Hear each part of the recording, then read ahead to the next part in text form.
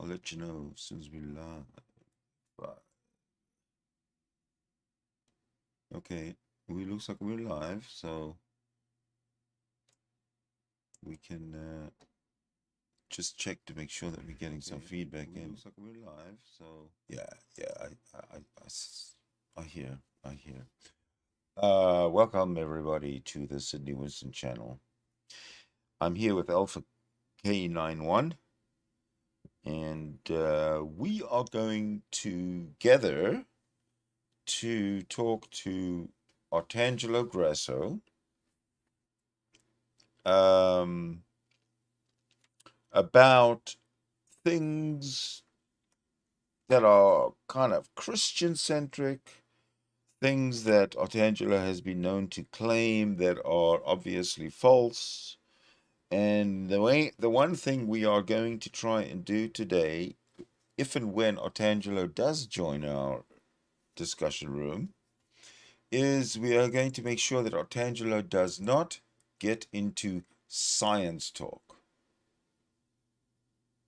Science talk is something that Otangelo should stay away from because his specialty is the the mythology passed down through the channels of Christendom and Judaism. Alpha, it's always good to see you, and especially good to see you on the panel. How Thank you, are Sidney. Happy Easter Sunday? Or is Happy. that, or does that offend you? No, Easter originally came from Eostra, who was a pagan fertility goddess. Oh yeah. And yes, she was worshipped at dawn. She was the specific, I think, manifestation of the sun at dawn. And Ah, uh, that's so nice. Easter was actually appropriated into Christianity Yeah. in order to give it just enough plausibility to kind of maybe draw some of those pagans away from their heathen shit Yeah. and waving the flag for Jesus. Uh-huh. So it was there was a fertility festival at you know at the spring equinox, right? It's I astrological that people would use to, you know what I mean? I'm It was not very really that predictable, familiar with right? pagan principles in any way, to be honest. Well, I'm just telling you what I know from a comparative religion Mm-hmm. perspective, because Mm-hmm. That's it's good. all it was That's all great. taught in the Unitarian Universalist Religious Studies program that I took part of from the age of 7 to the age of 17. Yeah. So this is what they explained. Like they explained like where the eggs came from. Well, eggs are definitely a strong fertility symbol, right? Mm-hmm. So it was part of this springtime feast to celebrate the planting and the coming of the rains, and right. But Lapin, which is braced rabbit, right? That was also a tradition of spring, right? Because as the bunnies are multiplying, I guess maybe more opportunities to catch bunnies and roast them. Yum yum. Mm-hmm. Yummy, So yummy, yummy. that's where the rabbits and the eggs came from, as far as Easter tradition. Oh yeah. Um, yeah, it's not something that Christians like to talk about. Chocolate, I don't know so much about that, but definitely the Easter eggs and the rabbit as a symbol of this old pagan holiday that Well, you seem to be a what pretty what well-rounded, well-read person, and I was wondering because I am not that well-read, certainly on topics like the Shroud of Turin. What do you know? Have you read anything about the Shroud? um from what I understand that the shroud is a piece of 13th century cloth. That's how old. That's where that piece of cloth came from. 13th century. It has been authenticated, I think, as such, as there is no possible way it could be any older than that. How they got the image of Jesus's face on there is That I'm not so well versed at. I can sort of think of ways that maybe you could do it now. How they did it back then, I'm not sure. But What makes you convinced that it's Jesus's face on that shroud? it's an image. It's an image of Jesus's face. Yeah, but how do you know To, it's an for image having of a hair. face? But how do you know it's Jesus's But, face? Because well, if it comes from the 13th century, the identification comes from the people that venerate and accept this object. They say it's Jesus's face. I don't necessarily agree with that, but for the sake of argument, right? yeah, no, but I go back Um, to what you said earlier. You said its origin is in the Middle Ages, like the 13th century.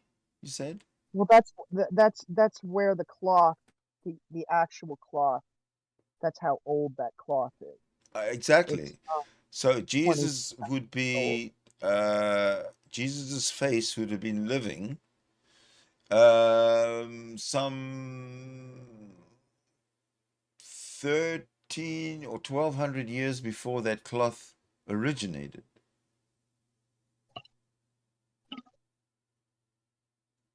Correct, which is why I don't regard the Shroud of Turin as an object of veneration, because the one thing we can probably pretty thoroughly authenticate, one way or the other, is the age of the cloth. We've gotten very, very good at doing that We with have the. somebody in the chat. Her name is Sparrow. I'll call her Sparrow because I like the I like sparrows, and I think they're cute. Sure, do we know sure it's a girl sparrow or a boy sparrow? It's a girl sparrow. To me, I always think of anything in the female. So she says the shroud is true. Not one person has been able to debunk that. But we just said that if it originated in the 1200s, in the Middle Ages, that and Jesus died 1200 years before that, then that debunks the Shroud of Turin as being anything to do with Jesus.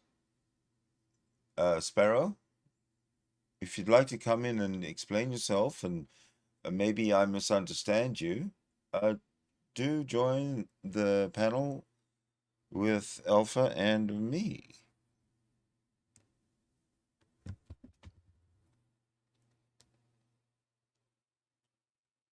Shroud is true. Not one person has been able to debunk that. I bet you if I did a simple Google search on debunking the Shroud of Turin, I bet you we could come up with quite a few examples that cross match that do debunk the Shroud of Turin. Something Certainly, I'm not very good at in this field of anthropology is authenticating the age of things like cloth and artifacts, yeah. But uh, Sparrow says bone. that the dates are wrong. Can you address that? Is there a way to address that? Mm, well, from what I understand, that cloth is 100% consistent with 13th century cloth Yeah, that's what I in both thought. microscopic analysis. They've put it through a gas spectrometer, and that's one way of authenticating cloth. Mm, Uh, they've broken down the exact materials that the cloth are made of, and is that mm-hmm. period consistent? Yeah, Uh, I really don't see any problem with these sort of lines of evidence, because it's something that many different people can take the information and independently test it for validity. yeah, I agree. And yeah, and to my knowledge, that's 13th century cloth. Okay, so the best that Sparrow can do is claim that the dates are wrong. That definitely needs a lot of elaboration How from can how can the dates be wrong when we're examining the authenticity of the Exactly. cloth parameters that I just outlaid? Exactly. That's why she's made a claim that obviously she needs to defend. You might as well you might as well tell me that the fossils were deposited in layers because of weight. Yeah, They're exactly. Exactly. and That is how so that is so absurd. through this torrential waters from the deep, waters from the firmament. Ah, God, Oh, fuck, it's that's funny. just yes.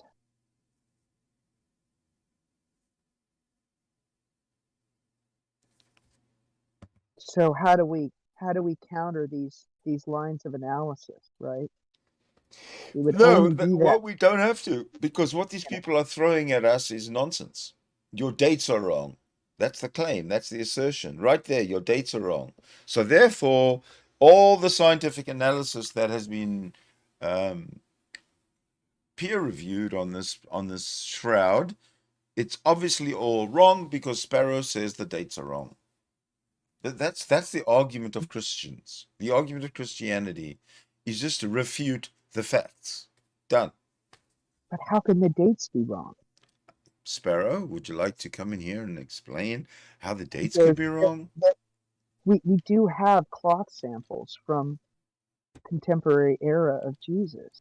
We have, We do. you know, a lot. Oh yeah, we have a lot of stuff that goes way back in history because, you know, well, even the church. I went through an exhibit in Germany, Yeah. through the dome, which is this enormous chapel. It's a beautiful thing, I have to say. However you feel about religion, I was examining this thing from an architectural and an artistic perspective, and it is truly wondrous. How's And this? How's this we condescending?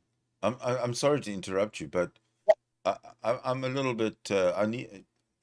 I was distracted by this condescending comment from Sparrow when about our discussion about in conclusion that the dates are wrong by Sparrow is bullshit.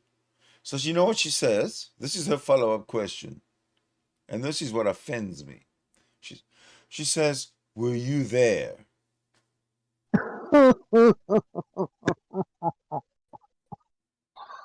oh, I find Lord, that extremely offensive. straight for the ham, didn't she? This is what I call going straight for the hams. To sneaking Wow. behind you and trying to bite you in the ham hocks in your bottom. But Ken Ham has really created the most ridiculous defense ever. Were there video cameras 2,000 years ago? What a Did preposterous notion. And why you would even construct such a straw man is beyond me. As listen a to what rational, she says? such a thing. She has a follow-up. She has a follow-up question. Do so.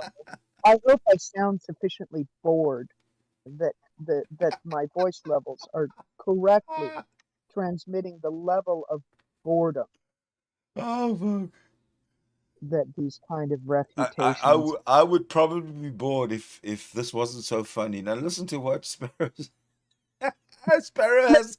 Sparrow's next question is: have you actually seen the cloth and touched the cloth? Why on Totally irrelevant, totally non sequitur. complete unqualified person be permitted to do such a thing? Okay, let's say I have seen the cloth and I have touched the cloth. Alpha here has not seen the cloth and not touched the cloth, and we both agree that it is has an origin of the 12th or 13th century. My question to you, Sparrow, is it's indisputable the origin date of this cloth, the 12th or 13th century. The face that you say you see on the cloth, which I don't see, you say specifically is Jesus, who managed to get on a cloth that originated 1200 years after he died, there's a logical contradiction, and I'm calling you out on it. Yeah. Sounds like we're off by about 1,200 years. 140 years or so. I'm not mistaken.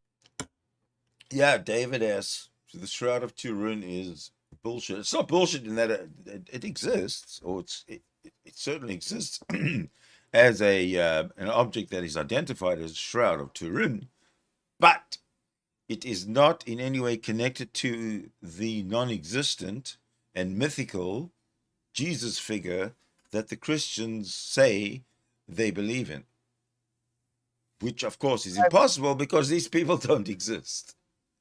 Hello, Lookout. Lookout for number Yeah. one has joined us. Oscar, welcome. You, Love it when you join us. Sidney, you know you're wrong, right? About what? I don't know.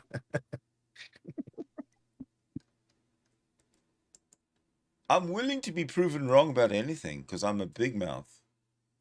Right. So, you know, I deserve the smackdown that comes from being proven wrong. So go for it. We have a little birdie in the YouTube side chat that's throwing us her lines birdie. of evidence or argumentation for the existence of the Shroud of Turin. Yeah. Well, we've just been deemed not qualified to even make any claims. Do you hear that? We're not qualified to make claims. Well, here's one thing to say. Have we seen the Shroud of Turin?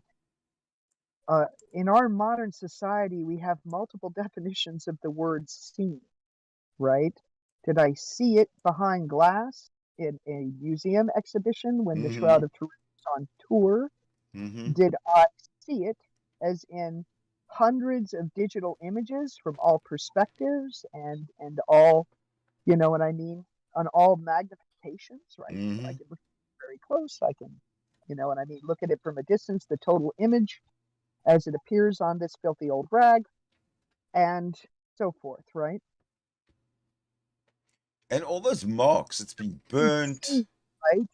She's saying, did you see it? Did you touch it? Well, if I had physically touched it, I would have felt the veneration, the power of the fucking Holy Spirit just surging right through me.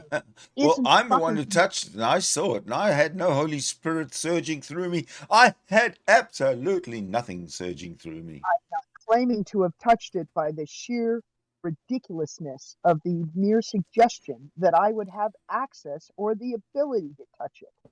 Oscar, she can't go and say, well, I'm really religious and I believe in what? You speak a romantic language, so you should know everything about the Shroud of Turin. Do you? No. I heard it's a myth. Ah. You'd be right. In what way? In what way? Yeah, like, I mean, it's supposed to be in an imaginary way. It's supposed to be in a museum in Turin, or in a cathedral in, I don't know where it is actually, but it's supposed to exist somewhere. Vault somewhere. It exists. No, that's fine. That's fine. You're talking about a towel with some figure, right? I can make that in 5 minutes. I know, right? But, I can put paint on my face. I know you can do that. I know, but right, I'm skillful. But Sparrow here is claiming that it actually is the image of Jesus's face on the shroud, which I say originated in the 1200s, and she says that my dates are wrong. Yes. She is also suggesting that a 13th century piece of cloth could travel back in time, drape itself over the corpse of an imaginary figure, and that said image was burned into it as his soul burst upward towards heaven. Right. He fully discorporated, even though that supposedly happened on the cross and not in the... You see what I'm saying? It's just, what the fuck? Exactly. Now, the best person to address this from the knowledge point of view is Otangelo himself. Yeah, sure. because he's the expert. My understanding is that he has an advanced degree in moldy old fake rag. So Yes, I've heard this bring myself. forth, bring forth your powerful evidence about how a piece of 13th century cloth can time travel and Ah, spontaneously interesting. cover the corpse of an imaginary man as his soul burst out of the shroud. It burned the image in. They No, don't some nuns fucked up and maybe dropped that's some oil, right? burning oil on the shroud, and it made all these crazy patterns. It's the biggest BS story in the world. If it was so venerated, it's venerable or whatever the fuck the word is, they wouldn't have mishandled it so badly.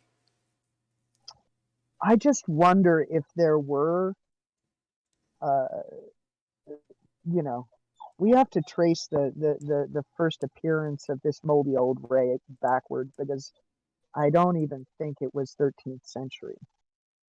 You think it Um, was later than that? I think it was later than that. I think that the cloth itself might have been a piece of antiquity that was discovered, right? And then once somebody realized how valuable it was, sold it to the highest bidder. And then said piece of cloth was transformed into a holy artifact. You want it, you want to play the game of Occam's chainsaw? That's probably, for me, that's the roughest and simplest explanation as to Okay, what I'm willing. This is my okay. I have a theory as well. It was well known in the Middle Ages that churches gained a lot of prestige if they had an ancient relic from Jesus' time. And I believe that a church in Turin found out that they had this shroud, and it was a relic in their minds of the times of Jesus Christ. And so they preserved it as that type of relic and promoted it as that type of relic in order to gain prestige and in order to gain tourists, in order to gain um, congregants, and in order to be one of the churches that actually had or were able to brag that they had an ancient relic from Jesus's times, and this shroud became that ancient relic of that church in Turin itself. yes, as I was going on about my trip through this really ancient German church in Germany, this dome place in Cologne. Yeah. They had all of these artifacts down below in a vault, right? And you paid an admission just like a museum to go see them. And there were papal outfits from they were really old, Yeah. okay? Yeah. Really, really old. And they were absolutely 100% Yeah. authenticated, that they were absolutely real Yeah. and they were this age. Yeah. What I thought was curious was the ossuaries, right? This curious habit of Catholics, ancient Catholics, taking the finger bones, digging Yes, up yes, their yes, pretty yes, yes, yes. I know that. right, and creating these holy venerated objects. So a They lot of the found time lots of around those. Yeah. gold and a lot of glitter. I think And these were so, part of the ancient relics as well. yes, I 100% agree with you, Sidney, and I think it's very astute of you to bring that up. Um, I'm just a little, I'm creating my own logical narrative of how the shroud came to be. Whether it's correct or not, I have no idea, and I'm not saying that this is absolute truth, Hmm. but I'm just doing a thought experiment, right? Because I love to do thought experiments. Me too. 'Cause they good food for the brain.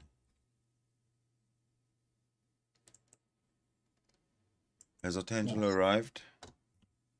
When you're able to do these sort of experiments, I think it takes a creative brain, by the way, to do this, because you have to imagine a lot of different possibilities branching off all at once Mm. and consequences of said possibilities, right? And how maybe one line of logic could be stumped as you go, no, no, no, we can authenticate cloth, or we can, and I mean, figure out what the chemical construction of that image on the cloth is. I'm not gonna associate it with the J word anymore because I think that just irritates the hell out of you. But this face on this cloth, right? Yeah. How did that face get on there, right? Oh, And actually, David just took the fucking words out of me, right? I just saw the YouTube thingy, right? And this woman called Sparrow, Yeah. she's got the fucking audacity to say both of you are not qualified to even make any claims, and then later on says, "Oh, postulated." What the fuck you want us to do, right? We don't know. You don't know either, right? You don't Right. know. You know, lady. You know fuck all, right? Right. And let's bring it evidence and prove it, or don't say that we postulating. So what? We don't know. Yeah, we can imagine any scenarios, right? But this woman says we're not qualified. Really? we're not Oh, okay. qualified to examine the evidence and the work of other people who are qualified. That's what her objection is. Yeah. Nah, I don't buy that. Maybe since we weren't the actual people to authenticate the cloth, we don't get to say No. She whether we said we're not believe qualified the to make people that even a did it. claim. Sorry, Wow. we are not qualified to make even a claim. Yep. Well, I It's feel that- like so useless. What is the purpose of my life now? Okay, David just asked, how are you qualified, Sparrow? Sparrow? Touche. How are you qualified, Sparrow? Tell Oh, us. I know, because she's blonde, right? Yeah, but I've if been she's sarcastic, blonde, but you see what I mean? if she's blonde, she's not qualified to talk about the Shroud of Turin. Exactly. That was a silly analogy, but yeah, sure. Yeah. She's qualified for other things, but certainly not the Shroud. Right. And Fadil Shihada, he's in the house. He's not in the house, actually. He's in the chat. And he is now, I don't know quite what this means, but he says, Viva Scientific Atheism. What is that? Well, Viva means long live. Yes. Long live scientific atheism. What the fuck? Still, I don't get it. There's no connection between science and atheism at all. Right. I came in quickly and I have to go quickly. 2100. I have to do a couple of things. I'll be back in about an hour and a bit. Yeah. Okay. Be good. All be We'd love good. to have you. Hey, you be quick and be safe. Yeah. I'm just gonna eat basically. See you later. boys. Adios. Okay. Adios. Adios, amigo. So I still don't literally understand means what go with scientific God. atheism is. I'm sorry. Go ahead. I said adios literally means go with God. So All right. it's an fair enough. ironic. It's an ironic goodbye for Oscar. How do you break it down? How do you break it down? What? Oh, Dios is God. Yes, adios. Yes. All right. Well, that's Spanish for you. It's very, very, very Catholic. It's saturated with Catholicism. Yes. Because languages evolve just like people and cultures. Yeah. And I'd like to know. Here's a question I'd like to know. Got nothing to do with the Shroud of Turin at all. So I'm just going to cut it out. Here's a question I want to know. How is it that it's only Mexico, of all the Catholic Spanish-speaking countries, it's only Mexico where they get to call people Jesus, the first name Jesus. They can actually name their kids Jesus. Have you ever heard anyone? I believe. Now Yes. I could be wrong about this, and gosh, you have not timed this question well because our native Spanish speaker just left the building. Okay, and I have this really crappy public school education. He'll be version back in of an hour. Spanish. It's not great, but comes with a little bit of the background understanding. Ah. So Yeah. I'm going to So put it out why there. I'm going to put it out there for the chat. So why is it Mexico? Why is it I'm Mexico sorry, my dog is, specifically? yeah. Fadi Shihadi says it. He said it correctly. There is no science without atheism. Creation is a myth and evolution is true. There is no God, only us. You get the connection now? Yeah, you got it. Okay. Fadi, I retract my statement that there's no connection between science and atheism, because if you're not an atheism, you can't do science correctly because you are you have a bias. And I agree with Well, you. I don't know if that's true necessarily, because we have some great anthropologists and archaeologists that are Bible-believing Christians. But one woman accurately said that when she goes into the field, she removes her God hat. When she is doing scientific research, she is not wearing that particular hat. When she Okay, goes to church, the hat goes back on. right. You know, it's very, But very, what stands out in that statement that you just made? self-awareness. No, try again. I'm saying her No, self-awareness, I'm external asking you to self-awareness. what stands out to me anyway. I observe something that you said that stands out and explains a lot. I'll tell you if you don't know. You Please. said one woman that I know removes everything and removes her God hat.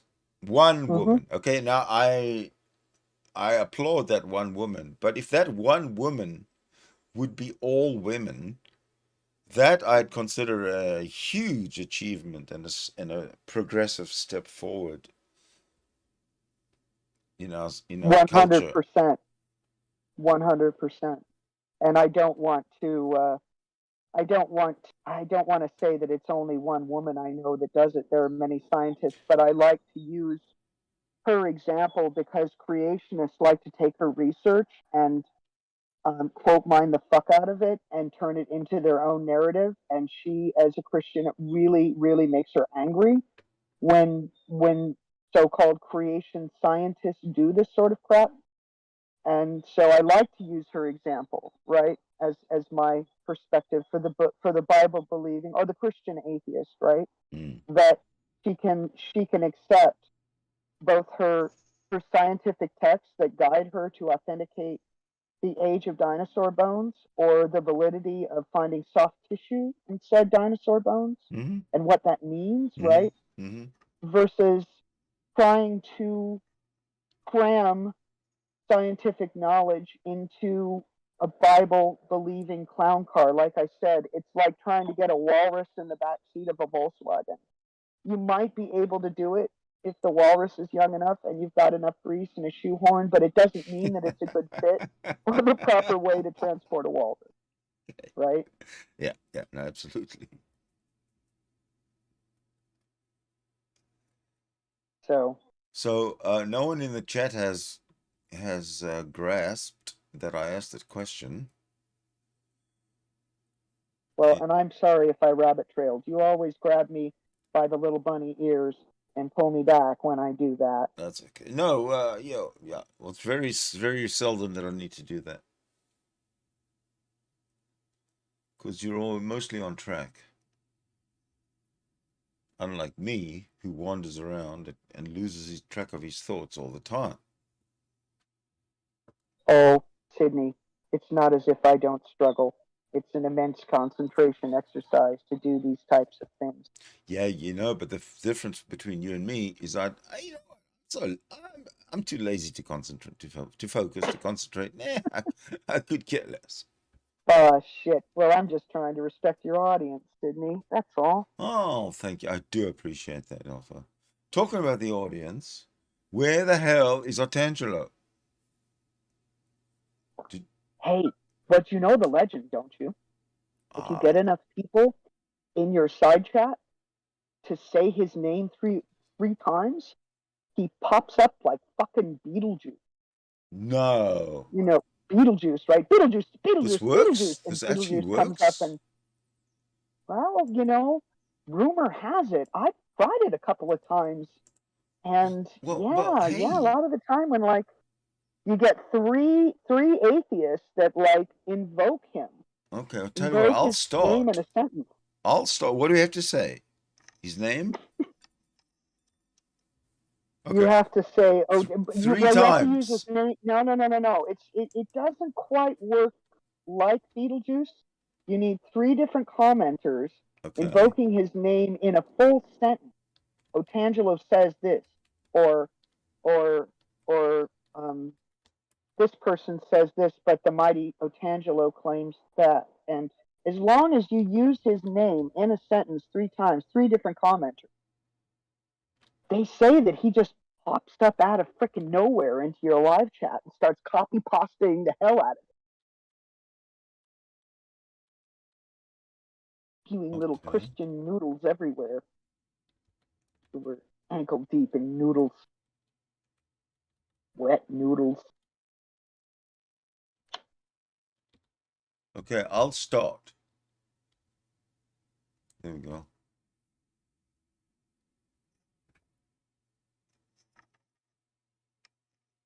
Otangelo Grasso says that the Shroud of Turin proves Jesus. That's a good one. David missed the question. Now, I don't know whether adding a little bit of snark on the end like enhances the effect or not, but rumor has it that if you use his full name, that adds a little power. That's right. That's right. That's why I did that. Now, orange jello, could that substitute for his name? See, that's where I don't understand how the. Oh, excuse me. That's how I don't understand how the snark works, right? Whether the snark boosts power or not. That's kind of a.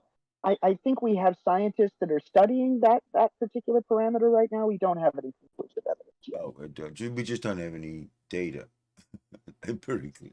They're working on the problem. That's all I can say. Yes, we're working on But the algorithm. yeah, the snarkerism. Yeah, yeah. Um, I'd Thanks, love to Kev. know Otangelo's middle name because most Me- most people know that when your mother calls you by your first and your middle name, you're in trouble, and then they go first, middle, and last name, and you're in deep shit. So as far as an attention getter, right, the first and middle, bam, bam, like a 1-2 punch. I'm not You're, familiar with that cultural tradition. I oh, have is that I strictly an have no American middle thing? name. I didn't know, but like it's especially like in the deep south, you know. Yeah, well, America is has. I've managed to evade and avoid being sucked into the vortex of America Good for you. by the Like promise the of culture is in all this Texas. money that you can make in America. Yeah, but Otangelo well, is silly. There's number two.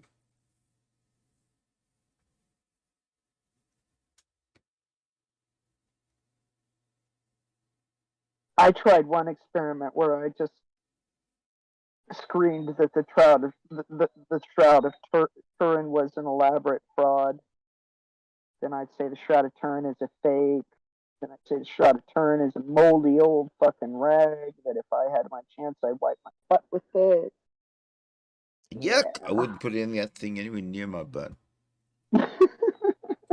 I'd pass it to you so you can wipe your butt with it.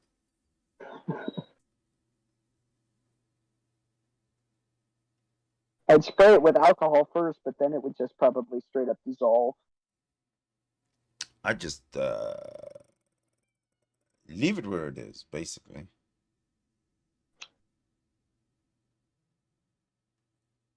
Yeah, they trot it out whenever they want to whip up people who are already preconditioned to believe in that sort of crap. But Yeah, it's the yeah. same folks that would come out and worship somebody parading around a finger bone, you know, wrapped in gold twine and suspended in a 24 karat gold 12-pound chalice. You know what we didn't take instead of into account? freebie. Sparkle, sparkle, sparkle. You know what we didn't take into account? We didn't take into account the fact that both Bridge the Divide and Randolph Richardson are live streaming, and here comes little Sidney Winston live streaming and thinking he can take some views away from Jail Warren and Randolph Richardson. No, Are they still going? I don't know. I I don't thought that they know, were but wrapping they it were up. going when we decided to start luring Otangelo into here because he had turned away. He left. He left the smart people. Yeah. So I thought we'd start one, ones that's really at Otangelo's kind of level, intelligence level. We're not that smart, and he should turn up. Nobody's suggesting that we're trying to suck viewership away from the "Can you convince us a God exists" panel that Randolph does twice a month. I didn't even Nobody's know he saying did that. that. We just noticed I thought, Otangelo came, yeah, made a mess in the place, and then left like he always does. yeah. And he's not there. Well, you know what? I didn't know that JL did that. So yeah, let's just go to a all gods are imaginary. Prove me wrong. Come on. I do agree, David. Here we go, go. Yeah. Come on, prove me wrong, babies. Ladies and gentlemen, Christians and other... Okay, before we get into that, I've got to bring up a topic here that has been bugging me. In my mind, you know how complex everything, these Christians try and make everything, absolutely fucking everything is complex. Well, in my mind, there are two types of Christians. There's Catholics and there's Protestants. And that's it. Am I totally out to lunch on this? No, because you're literally describing a mechanism of religion. Right. So all these different... It's a tool to elicit enough confusion to where a simpleton cannot think. And then once you have them in the non-thinking state, you literally grab them by the nose, between your knuckles, and lead them anywhere you want them to go. And I'm not saying this out of contempt, because there are people that I really, really loved in my life that were so into this deception that I could not have a relationship anymore. For as much as I bent to accommodate them, their religion poisoned them against me. Right. And I can't blame or hate the person for not being able to interact with me or have a relationship with me, because it's not their fault. Correct. Is it also to move this line of thinking along?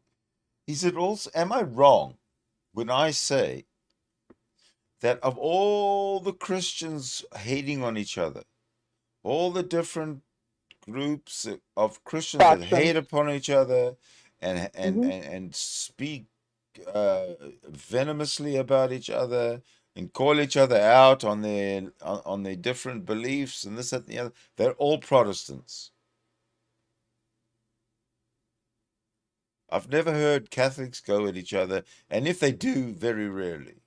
But I hear Protestants call each other out and send each other to hell all the time. Well, I'd like to agree with you, except that there's a bug under a microscope culture that you'll see in the Southern Baptists too. And, you know, even non-denominational, and sometimes that's just the actual church, right? Yeah, where they're everybody Protestant is though, in but this they. gigantic virtue signaling contest with each other, and Oh, so you know what I mean. They're constantly auditing each other's behavior and calling each other out, and then there's the gossip but they're all circle, and Protestants. you know. Is it though? Because check it out, Sidney. I've seen a lot of that shit in Mormonism. That's like literally how they enforce Mormonism is their considered shame culture. Protestant. It's Is it? in my mind, yes. Oh, okay. Well, um, I don't know. Like I said, I don't want to try and subclassify those sort of things because It just I'm seems that outside people of my who depth. tear each But other apart. you know about me and Mormonism, right? Yeah. I saw Oh how yeah. they took their entire shaming culture and turned it into this weird. Oh yeah, it's And another that's topic for another legal. day, It's isn't it? legal. Yeah. But I can just say I lived very close to those people for nearly a year, Mm. not by choice, and out of having literally nothing better to do, I just decided to study them like an animal in the wild. The Their Mormons. The culture, you know Mormons. what I mean? Yes, sometimes the individuals, but sometimes how, because everybody that I was forced to be around was a Mormon, Yeah. that, you know, I had the ability to study them just quietly. It unnerved the fuck out of them, by the way. I would just sit there and look at them without blinking for too long. And they would ask me to leave the room. You know, I'm on the local Mormons calling list, and every couple of months I get a call from an elder or somebody or other with a different name and asking me if I'm, they're obviously new people coming in, and I'm on the list, and they're trying to pick up, where I left off on with my last talk with the last person who called me, and they're trying to get me to come to Bible studies and whatnot. I've Oh, never, yes. uh, I've never agreed because I really have not read the Mormon Bible that much, and it looks kind of really boring. It's a mythology, right? I just don't know if I want to get into that for as a personal interest, but I don't know if it's worth getting into it as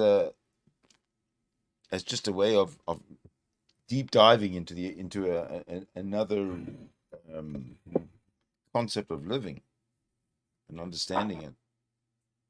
Um, I, I, I would not, I would not let those people into my house unless I was fully committed to reading their holy text. Yeah. And once I had done that, I had read the entire book from cover to cover. So that book could not be used as a tool to manipulate. Only then would I discuss it. And you will find very, very few Mormons who will want to discuss their holy text from a secular point of view. It creeps them out to no end. Right. And they will literally assign demonic forces around you as an excuse not to get into it. To sign Because demonic. What?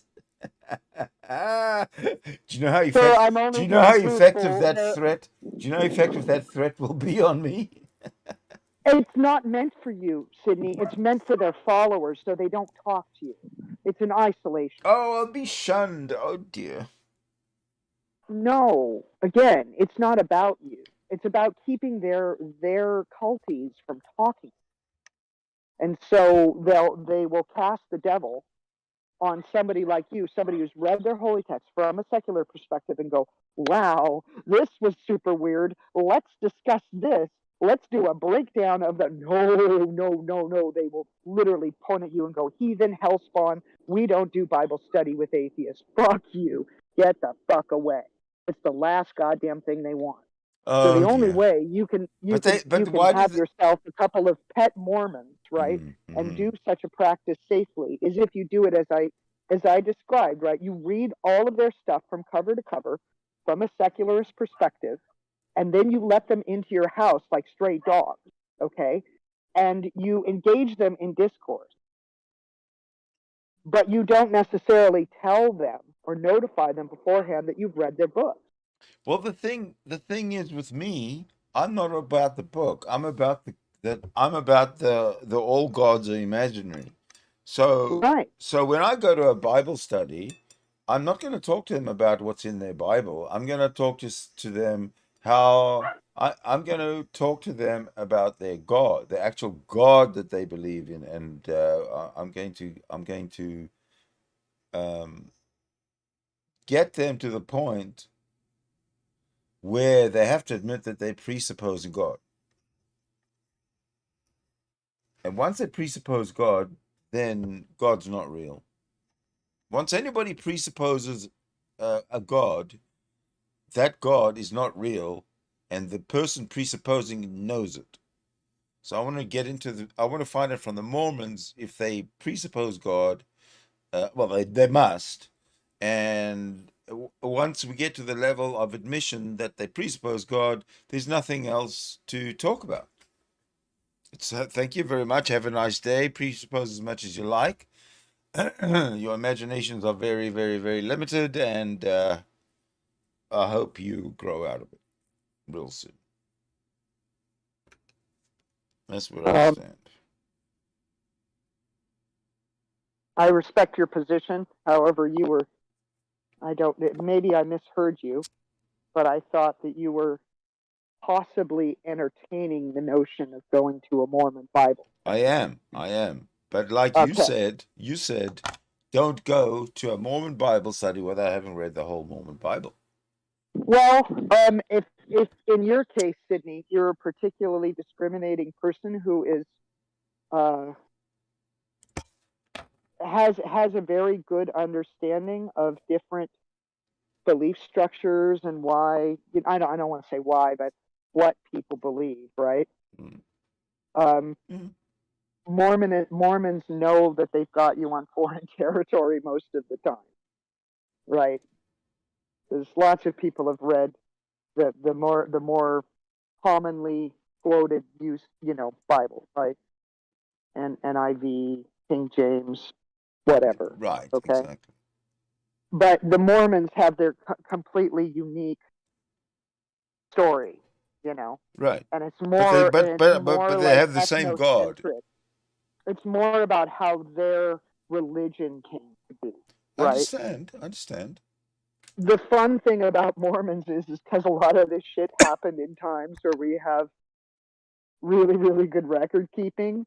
There's the Mormons version of those stories, and then there's the actual historical accounts, and you get to see how what versions of history get written, one by believers of a religious group, right, who martyrize themselves most of the time, and others who are going, I well, I agree. just had to live with these people. I just had to live around. I You agree, know what I but mean? see, the same Jesus that the Mormons believe in is the one that doesn't exist.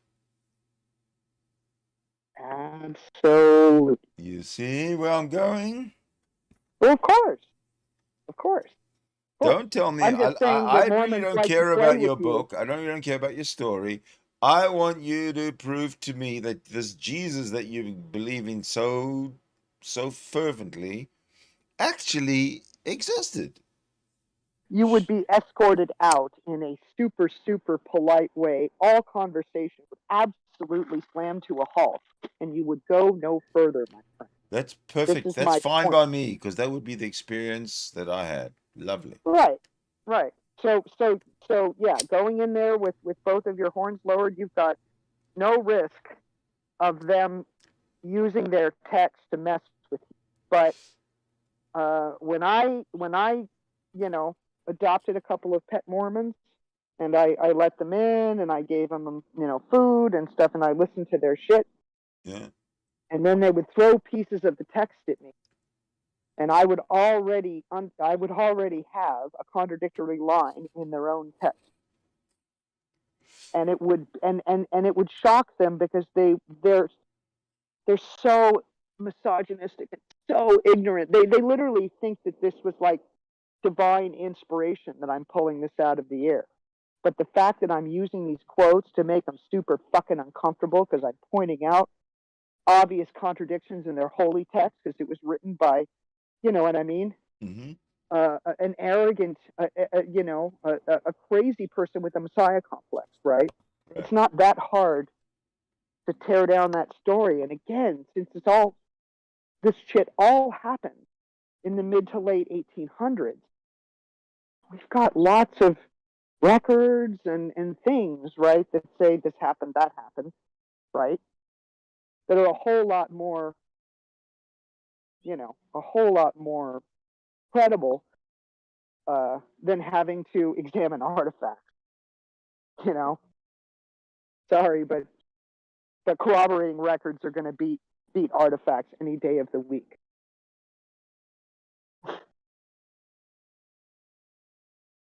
That is correct.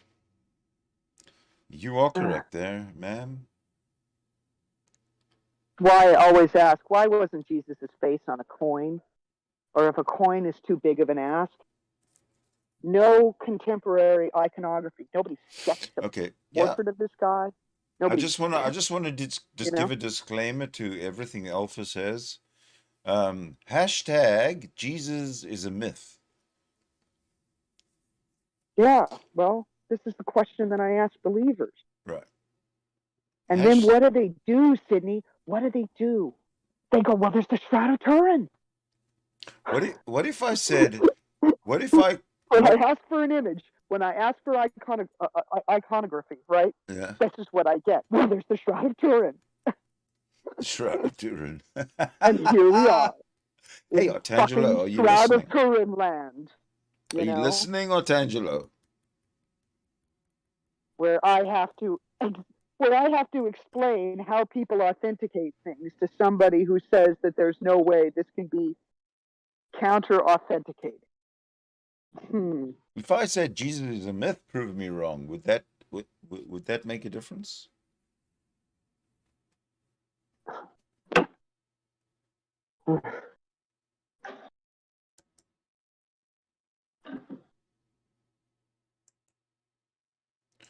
Did you hear me? Yes.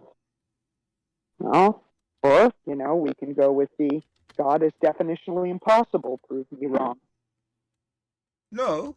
You might want to preface that with the omni God is definitionally possible. I always like to throw that omni in there just to go, I'm specifically refuting this. The omni characteristics. No. Yeah, I just like to keep the statements short. Yeah. Okay. So we'll try that. And you can take out definitionally. The omni God is impossible. Prove me wrong.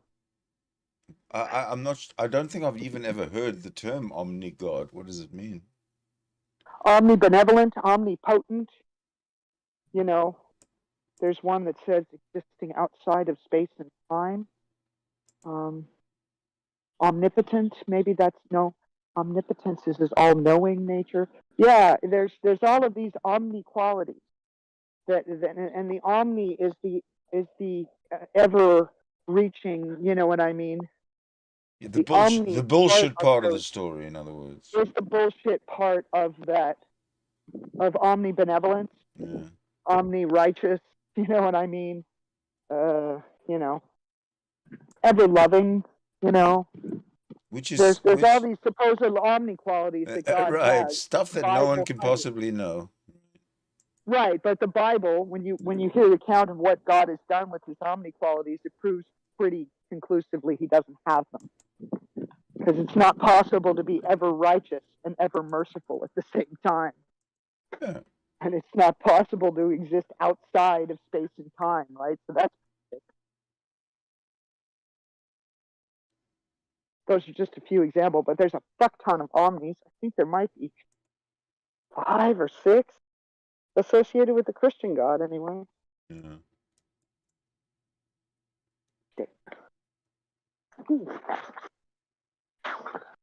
Sorry, I have the dog out. She was taking advantage of the fact that I was talking and barking and screaming a whole lot to dirty up my microphone. Good dog? Yes.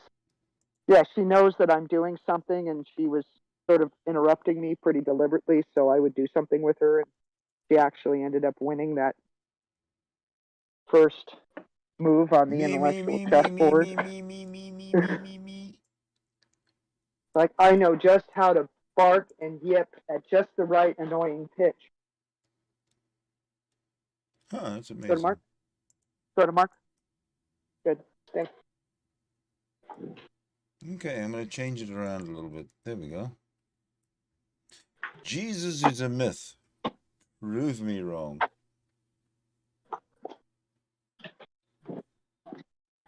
I'm gonna put that up next time. We've lost all our viewers. Dude. Oh, we found. Okay, I'm not doing this for anybody anyway. We found a user. We thought you were lost, PO.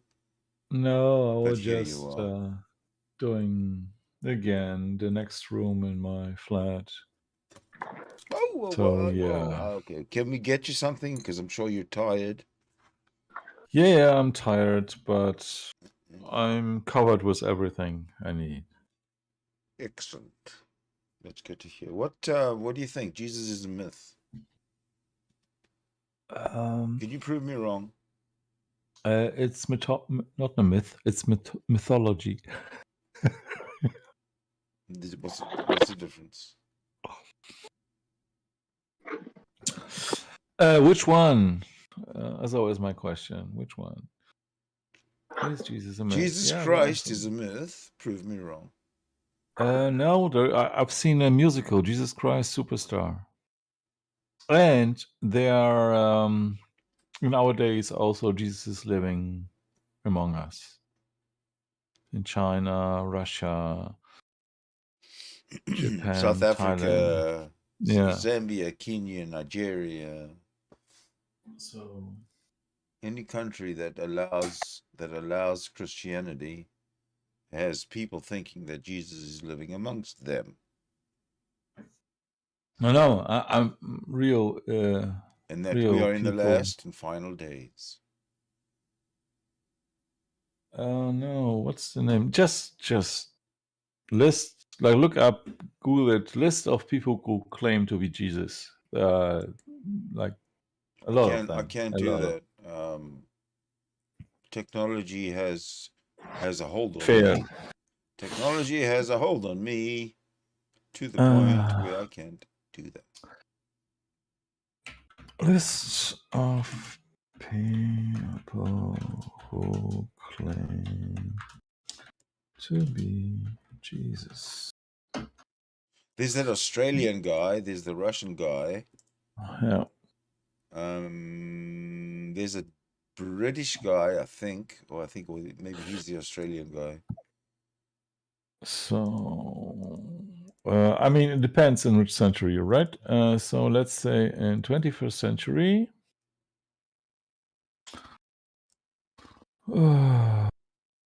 Apollo Queeboy, Alan John Miller, David Scher, Maurice Clemens, Oscar Ramiro Ortega Hernandez, Todd blah blah. Right? No shortage. Yeah. And Alan John Miller brought Maria Magdalena with him, so they are still together. Yeah. The most funny is the trans guy. Why isn't here in the list? Trans guy. Yeah. Or is it David Schreier? Let's look it up.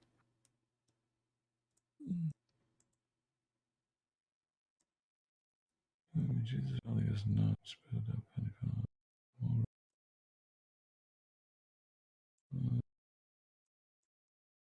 No, he's living in a trailer and stuff. Or not in a trailer. Oh, yeah, in a trailer. Who's living in the trailer? Yeah, one of the Jesus guys. He has no teeth and shit. That's too bad. I feel sorry for him, actually. Living in a trailer. Shame. I mean, it depends how big the trailer is, right? Well, at least he's living in. He's got a roof over his head. So that's not too bad.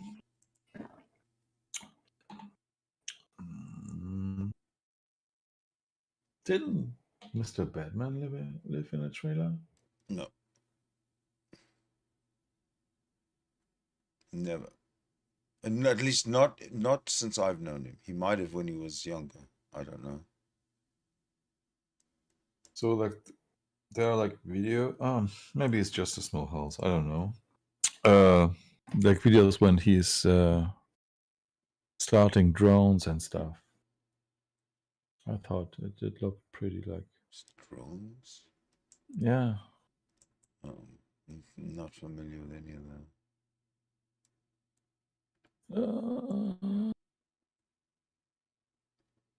In white t-shirt and. that. He might have been on a camping trip. Or Yeah, something, might be. you know, on an RV.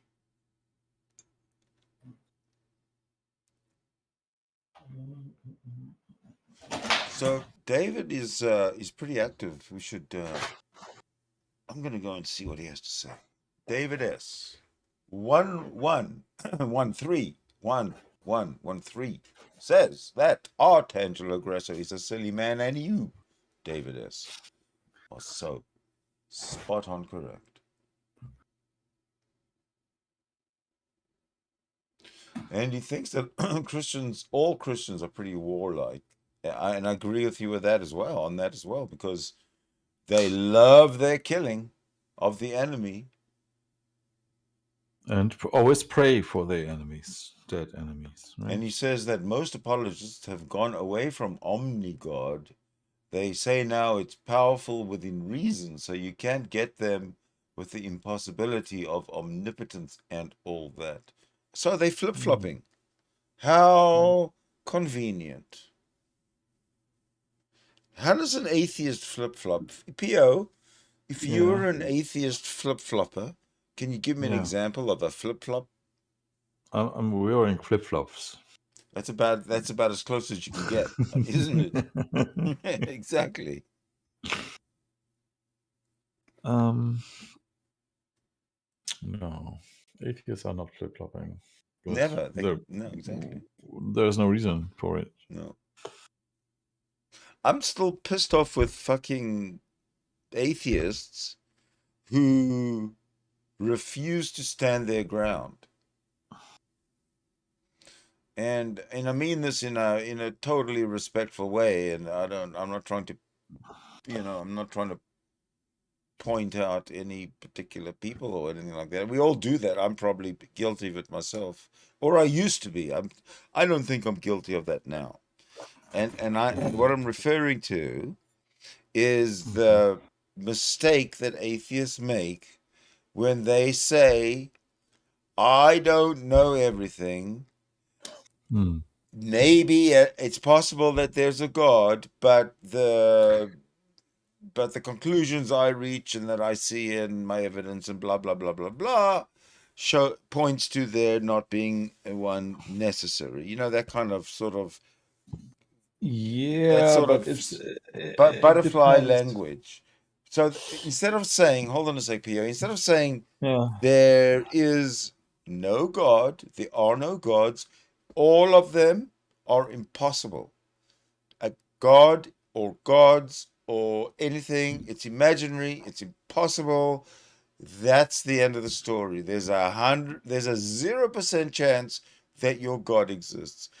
If atheists would stick to that argument, that statement, that axiom, that gods are impossible, and take the argument to that level, that the theists have to actually prove that gods are possible based on the overwhelming amount of science we have to show that gods are impossible. I mean, they've got to get over that hump, and they can't.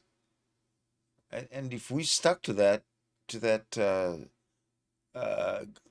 not giving them the possibility that the God might exist, then I think we'd actually advance as a movement. rant over? Yeah. So the scientific method doesn't allow you to cancel out the possibility, but it can cancel out the probability. I don't get it. Right. No, I don't. So it's a scientific method because you have to, if there'll be no space for new stuff, right? Yeah. There will be no progress in science because everything will be done. Like at some point, Everything like should be gravity, just done. like Newton has this Newtonian gravity, right? Which works on Earth, doesn't work really on other places. What do you mean it doesn't work in other places? Um, The formulas for the gravitational formulas that, in other words, we've worked out, the speed that an apple falls from a tree, etc., etc. How would that not work on any other, anywhere else? So I'm not a physicist, but this is why we have. Oh fuck! No, I feel like I'm a physicist now. Relativity and special relativity. This is nothing else than the better versions of the gravity of Newton. I'm not following. Because I mean, they are not saying the same words, and you think, oh, relativity. Oh, there is when you look from this position. No. In fact, the special relativity has something to do with gravity, and it was needed to make concepts about that because of new data about the cosmos, new knowledge about the cosmos. And in the cosmos scale, the Newtonian gravity does not really work fine. It's a local thing, which can you use on everything what on Earth is. Or to give you an example where you totally understand it, it will be the black holes. The laws of physics are different there. They are not the same. That's why the Newtonian gravity is not the peak of knowledge about gravity. It's okay until some level comes or some scale. This is the only thing how I can explain it. I didn't really understand that, but I'll just assume that it's my lack of understanding. But I don't agree with you. Okay.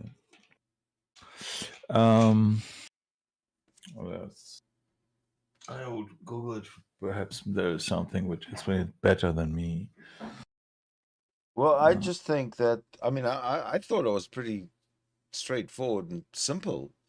God is impossible. That's the axiom, impossible. Prove me wrong there. Go ahead, prove me wrong, but God is impossible. You won't prove me wrong. And I said to these Christians, even as early as yesterday, I said to them, because they mentioned the singularity, right? In order for there to be a singularity, there has to be a point at which the density, the mass density, which is kept so small by the force of gravity, there has to be a point in which that mass density hits a threshold and then crosses the threshold and overcomes the gravitational force that's holding it together, and then let's go and explodes, and that's our Big Bang. So we all agree on that from that point on. But I said to them, if that was the case, then we have to agree that the mass that came together, that was being held together by the gravitational force, would have come into this, it would have fallen into this density ball, as it were, over time. So it existed before the Big Bang because it was forming this big dense ball, and once it got dense enough, it overcame the gravitational force and let go. So there's no nothingness there. There's no you have to concede, if you're a theist, that there was gravity, there was mass before the Big Bang. So that's not nothing, and that's not God. And I think their whole God argument falls apart right there. I think we listened yesterday to a part of it through the video with T-Jump. Yeah. What the scientists explained, there was a starting point of inflation. Because Exactly. this is the new model of the Big Bang Theory. Exactly. The Big Bang Theory model is like 40 years old or something. We get new. That's the beauty of science. It always improves. Yes. And this is how we started this conversation. Why we cannot exclude the possibility of a God because of scientific methods and reason, right? But we can say the probability is 0, not the possibility. Well, I can say that science is in the business of things that exist and not things that don't exist. And science has not indicated in one instance ever that there is something that is unexplainable that only a supernatural disembodied mind, blah blah blah blah blah, can explain. Have you come across any circumstance like that ever? No, the thing is, so we have in science there were some stuff which nobody understood or came across, which were new. Nobody thought about this before. Yeah, but let's just make a stupid example. Not stupid example. It's a good example. Scientists will discover God and could explain him. He will be not supernatural anymore. He will be natural.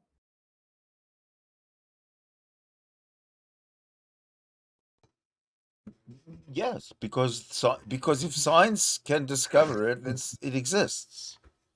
If science discovered God, then God exists. And And science cannot discover God because God is impossible. Could I introduce a third possibility? Please do. Yes. That a certain line of scientific inquiry discovers an irrefutable proof for God.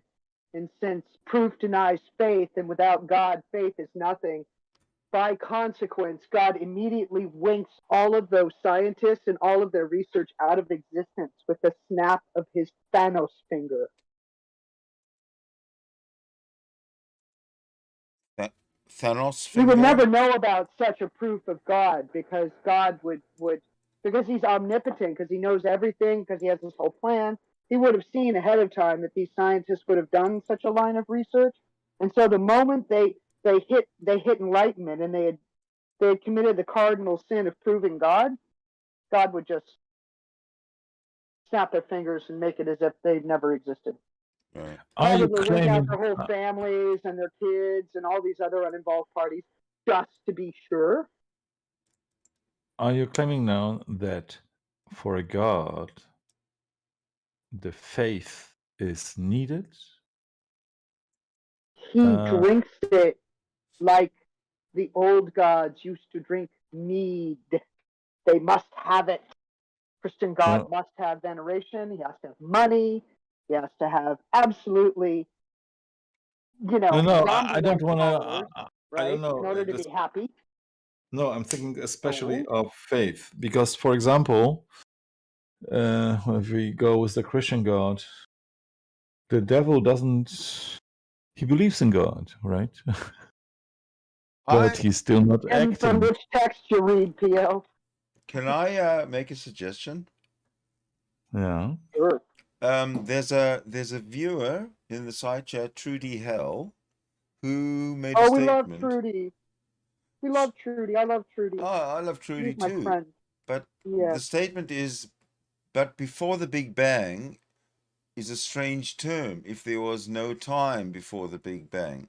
But I think that I illustrated that there was time before the Big Bang because it took time for all the matter or the energy to condense to a point that was massive. It was dense enough to overcome the gravity that was keeping it all together.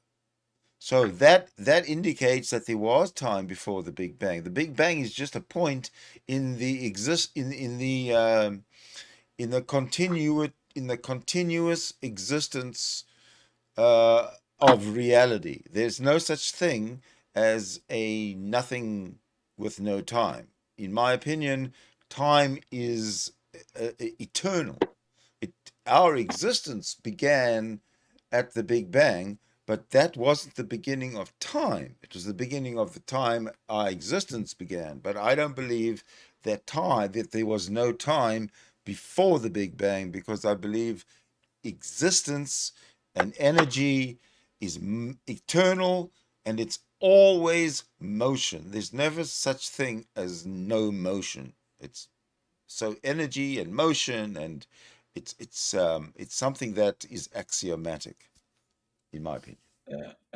And true, this is also like the old model, because what there are misinterpretation of the Big Bang model, because it always says our time, the time of our universe started at this point. You cannot say that before the Big Bang there was no time. Right? This is the 40 years old model which Hawking's wrote down, and after that he refuted it, or not refuted it, but prove it wrong. So you cannot say, so this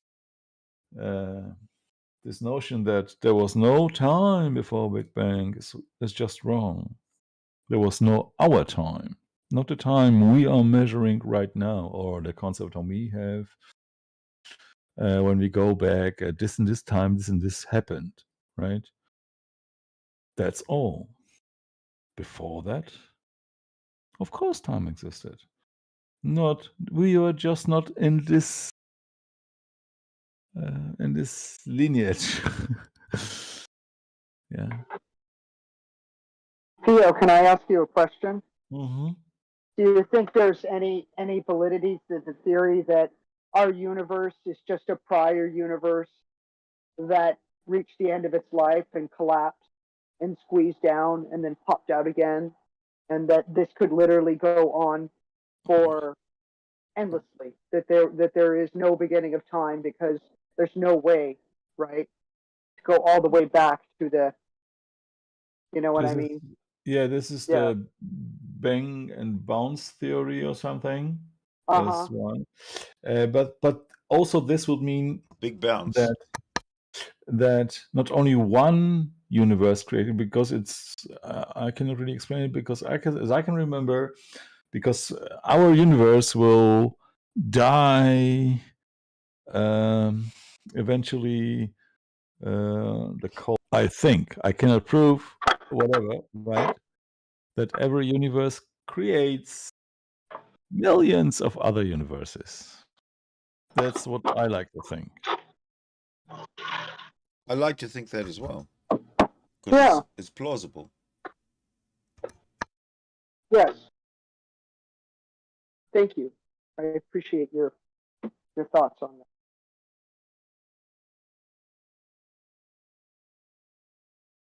But if somebody asks those questions, should really go to some scientists, which cosmologists, and listen to them.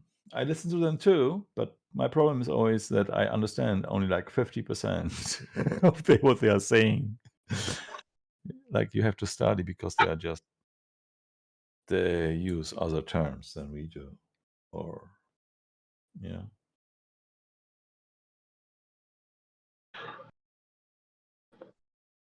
So we can always explain it from a perspective that we think it's likely, but we cannot like go there and prove it, right? But we know that there are at least 6 different models, which are alone in England, the scientists are working on, and they're not contradicting each other. The base is always the same, but they have different views what's happening in the future and how this will lead to a new universe.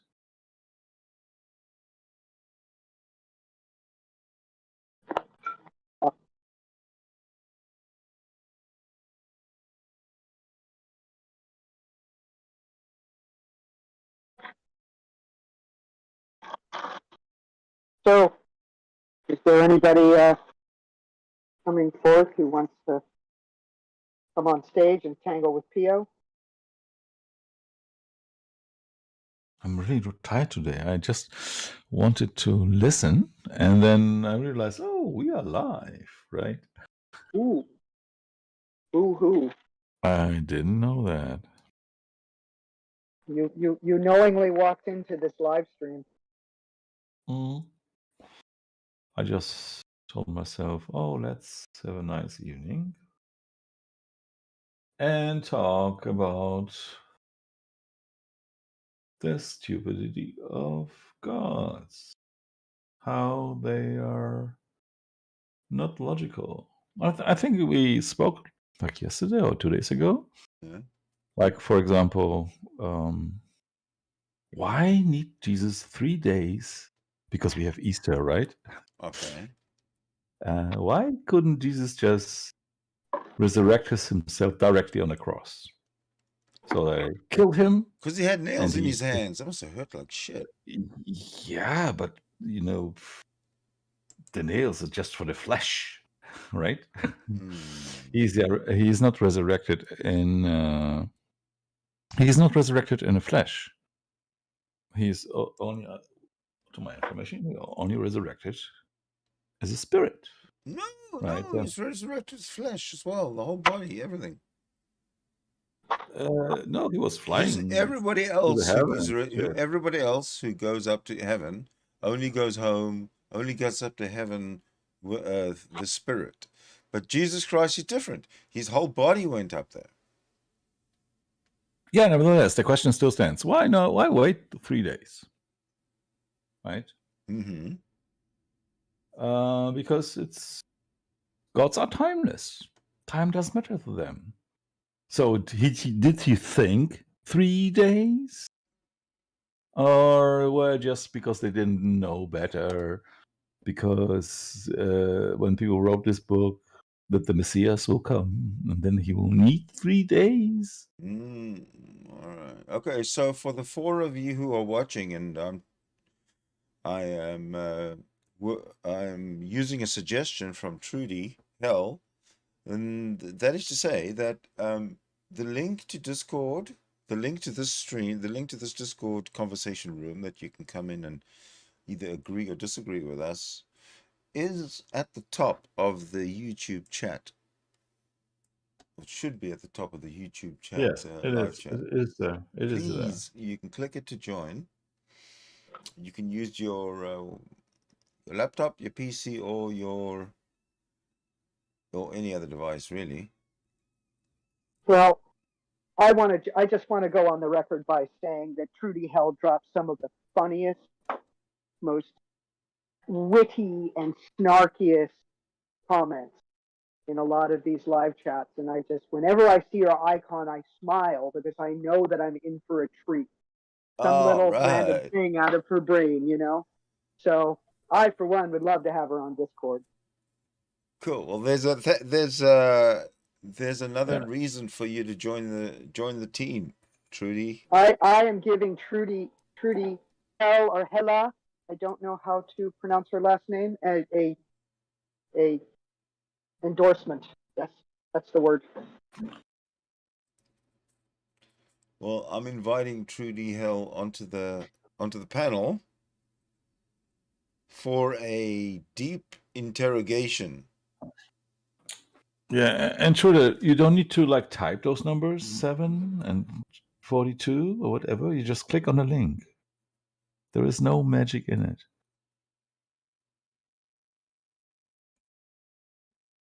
Click on the link. What link?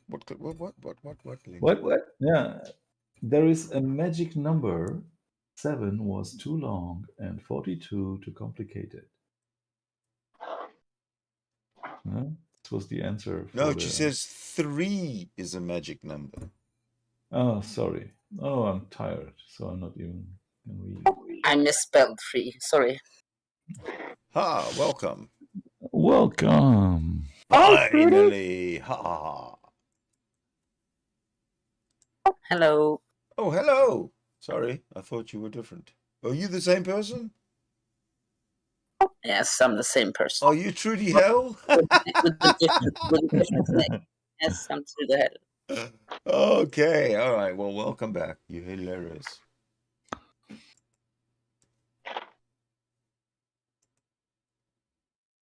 Well, we were ripping on the Shroud of Turin before, and Sidney had some talking about something else. Yeah. Theo showed up.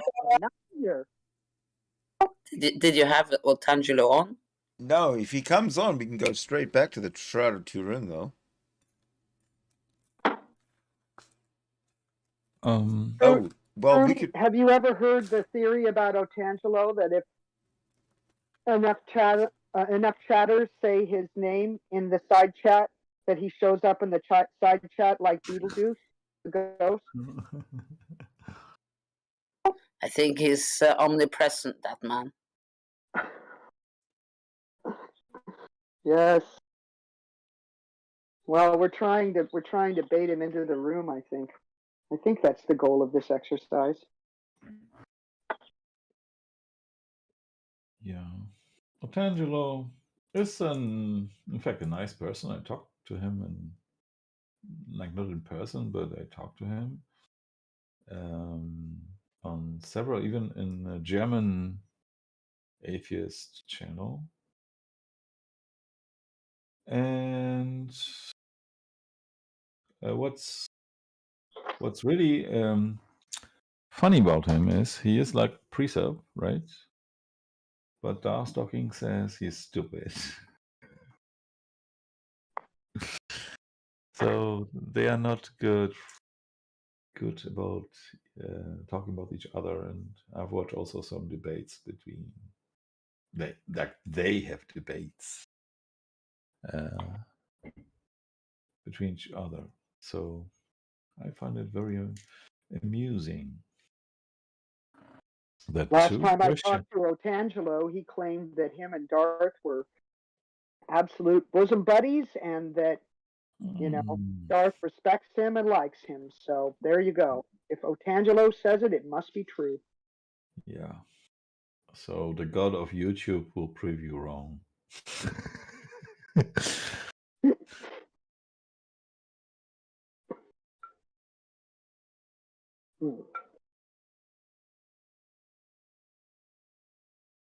Well, I made myself a nice lunch.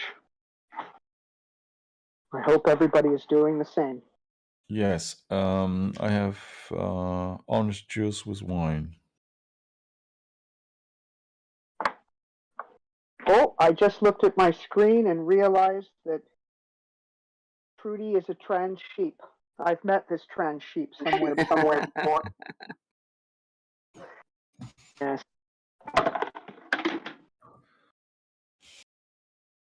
I would be okay with dedicating a portion of my life and my finances to defending the rights of transsexual sheep.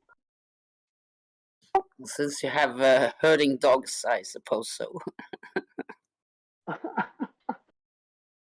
But do you really think a Malinois is a herding dog? I thought that it was better at like killing the sheep and stacking them up than actually herding them. Well, it's called a herding dog in German and in Dutch at least. Schäfer means herder. Yes, for sure. Just all of the Malinois I've met have had such a hard mouth. I can't imagine them going up and delicately nipping on a sheep, you know? Well, they've been bred away from herding for a long time now. Yes, this is my feeling as well.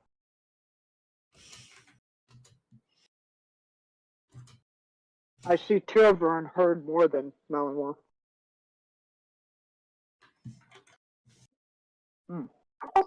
More the point about my sheep was that it's the sacrificial lamb. So it's kind of showing its tongue to Jesus, because Jesus stole its role in religion. Yes. He says, stop with the sheep killing already. God is not impressed.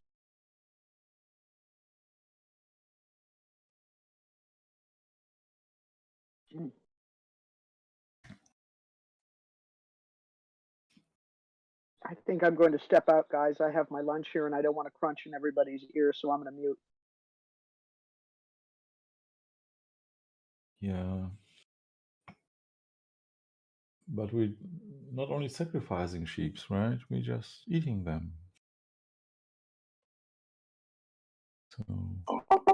But they ate the sheep they sacrificed as well, so it's kind of the same thing, only the ritualistic killing isn't there anymore. It's more fabricated killing. So which one is worse, the sacrifice stuff or the usual? It depends on what ways you kill the animal in, I think, because we try to make it so that animals don't suffer unnecessarily. And if we watch some of the ways they kill animals in ritualistic killing, it may appear that they suffer because they bled dry before they die.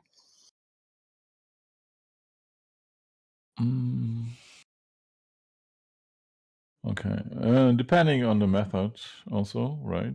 I mean, I don't mean by like the which fabric of meat is using which method. From the old times, there are different methods to kill an animal, and sometimes it requires to the fast killing, even if it looks like they are bleeding as shit, right? But it has to be like a kill which cuts through the nerves immediately, so the animal in fact doesn't notice it. But of course, from outside it looks horrible. So if we just talking about the suffering stuff.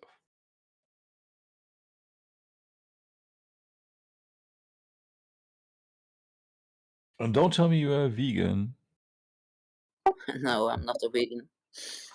Vegans are just people who hate plants, right?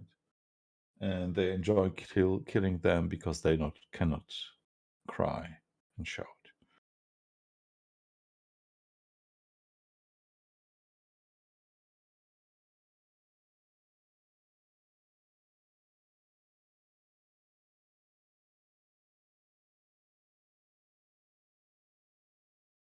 Oh, don't get me started on vegans. I cannot stand them.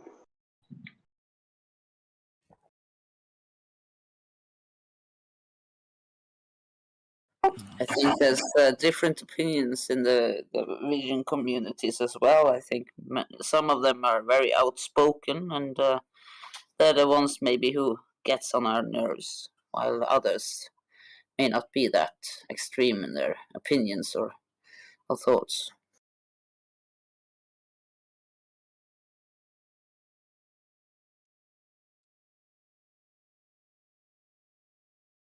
I've only met the preachy ones that get in your face and start screaming at you that you don't love animals and it's impossible for me to love my dog as a sentient being and eat a chicken leg.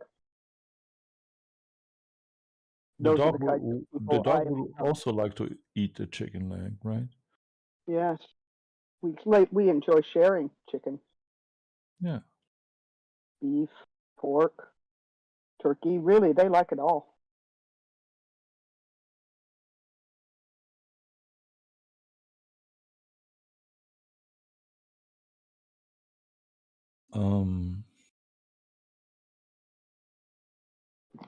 So the new thing here in Germany is that you buy eggs only from farmers which don't kill the male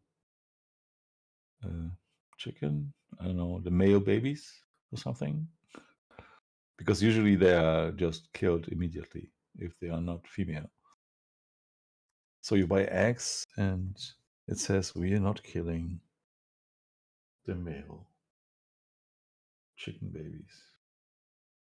Yeah, but you're fucking eating the egg, and now we can abortion, right? If you're eating the egg, you're already killing some male or female. So I don't understand, right? People they feel good by doing something, right? And most eggs you buy come from hens that don't have a cock around, so that the eggs aren't fertilized. Oh.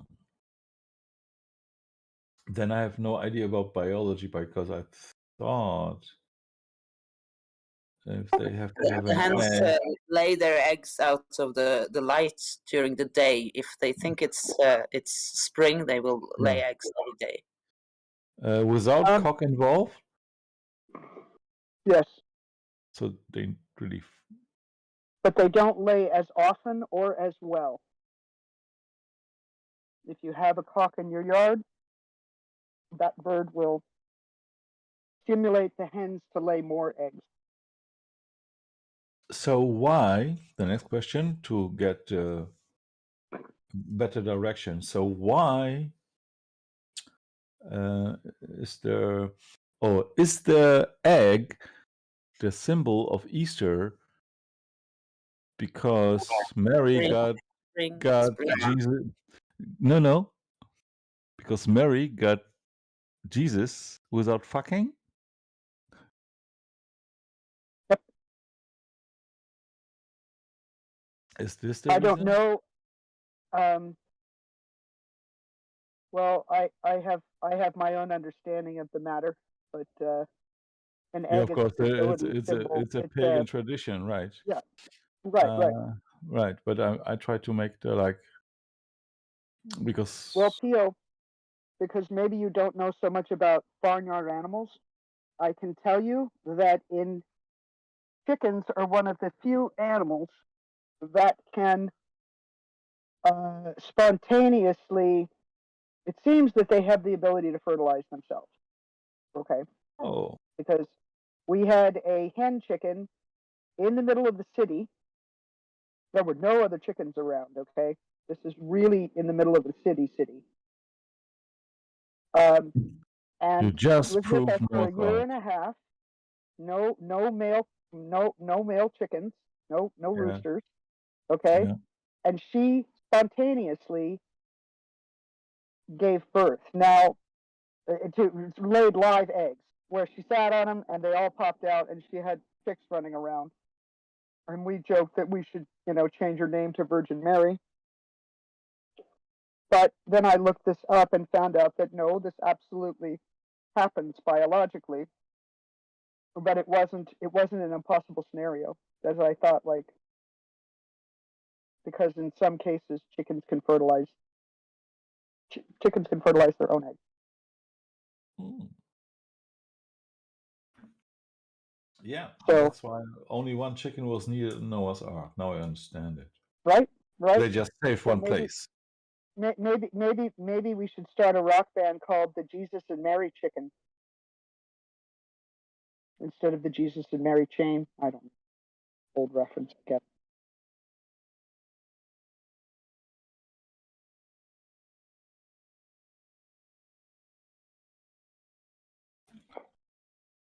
Called endospermia.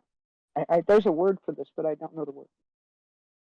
But anyway, the egg may not have come before the chicken, but the egg came before Jesus when it comes to Easter.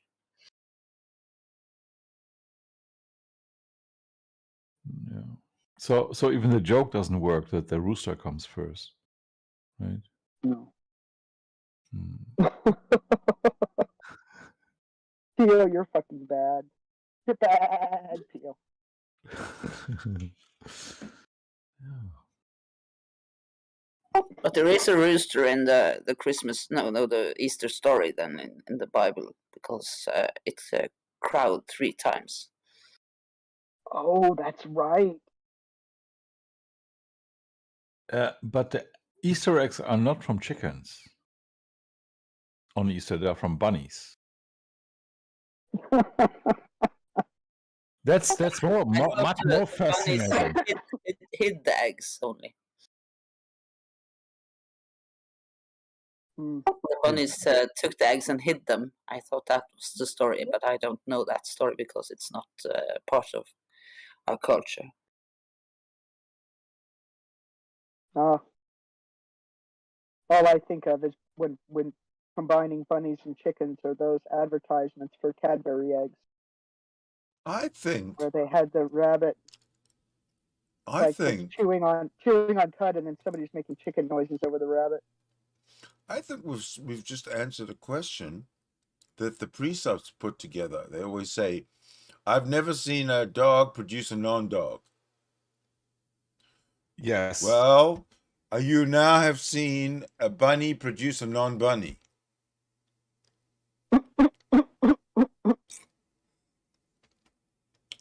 Because the eggs are chickens. And it's a Christian story, right? Yeah, the eggs are chickens and the bunnies are bunnies. Yep. And the bunny produces an egg which becomes a chicken. Precept busted.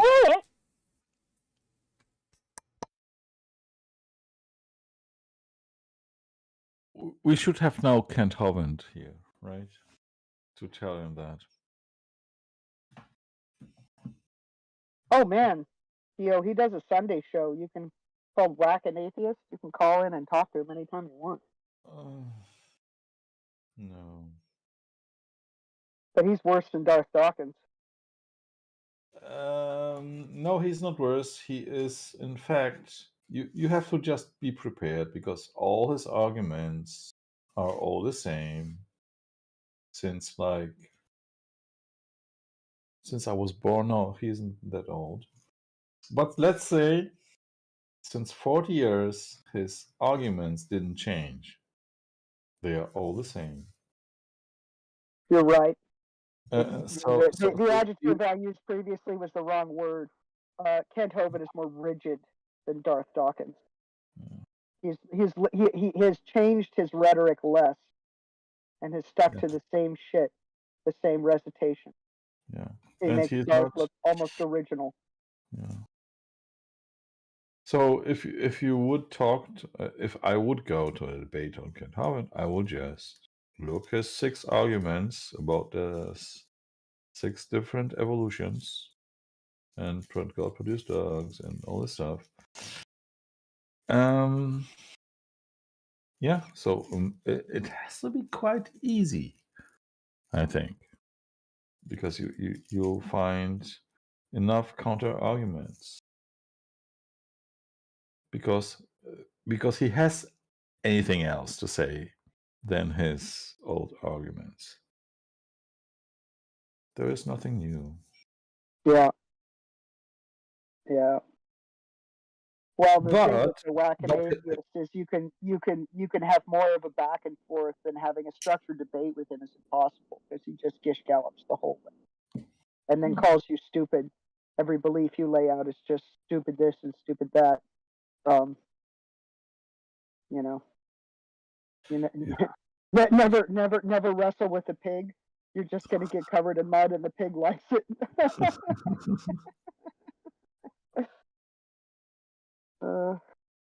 We're full of barnyard animal references today, but I think it's because we have a little sheep in our midst, and we have all these Easter bunnies and chickens, and the holidays.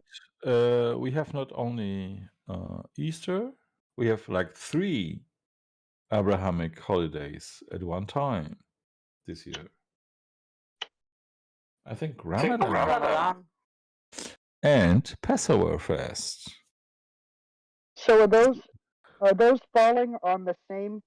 So they don't always fall on the same time, right? Yes. The reason why Ramadan is different because they are using the lunar calendar, and they I think 2040 or something. Well, hopefully we will not be alive.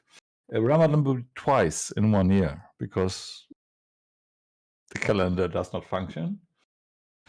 And in Jewish calendar, it's also something like that, but they adding it's like specific amount of days to the weekend. I don't know better to explain. Yeah. So well, as we as Christians have a very rigid date for observing their holidays, it's the same day regardless. Yeah, I find it interesting that the other religions use a different criteria to arrive on what day is this holy day.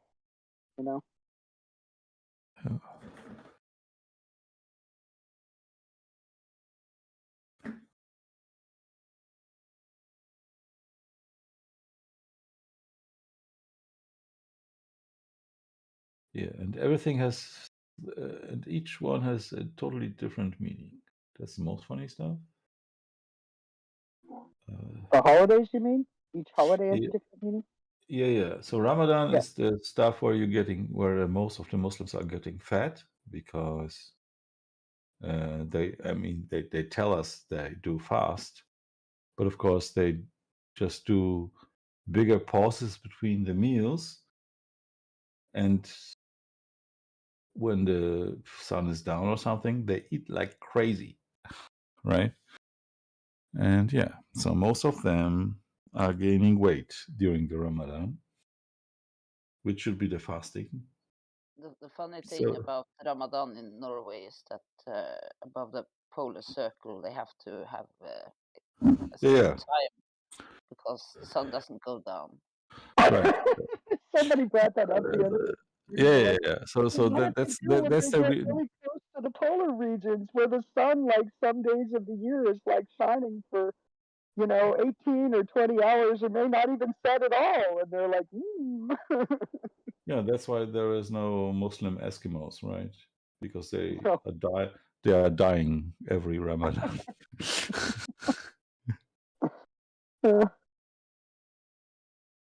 Yeah, I don't know. Isn't this part of endless summer in the really, really high polar regions? I don't know. No, I mean polar. When is the sunset in Norway right now, Trudy? Sorry, what did you say? I said, what time does the sun set in Norway, and what time does it rise? Like, how long are the days? And now they're about 10 hours, I think. Okay. Got it. So shorter than usual. They're getting longer now. So at Christmas, around the 22nd, I think, of December, the sun turns, or it starts to get lighter again. So around Got it. around the Christmas, it's on the darkest, and then midsummer, it's about the lightest. Got it. Well, 10 hours without food is not such a hardship, right? When in other areas they'd have to go 14 hours, right?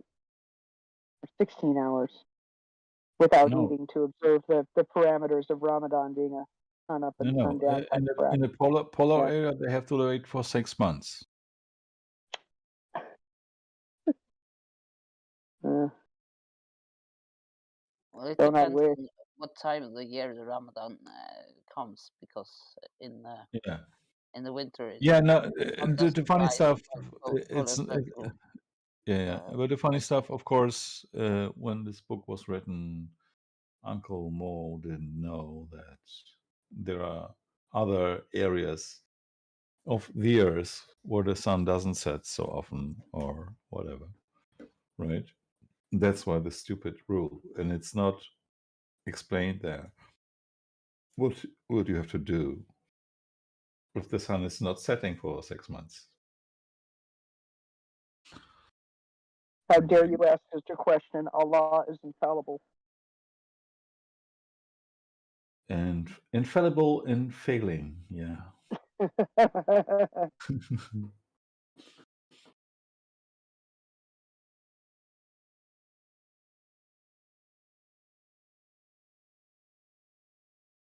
Oh, Thomas was shortly here, but he went away. Tom's left. So anyway, I just want to mention that we have been streaming for coming up to 2 hours. And I do believe that a 2-hour stream is pretty much about par for the streaming course. Yeah. And as such, I want to thank you guys for being on the panel. Thank you, Trudy. Thank you, Alpha. Thank you. Thank you, P.O. We're You're signing welcome. off. We'll see you next time. Yes. And we will be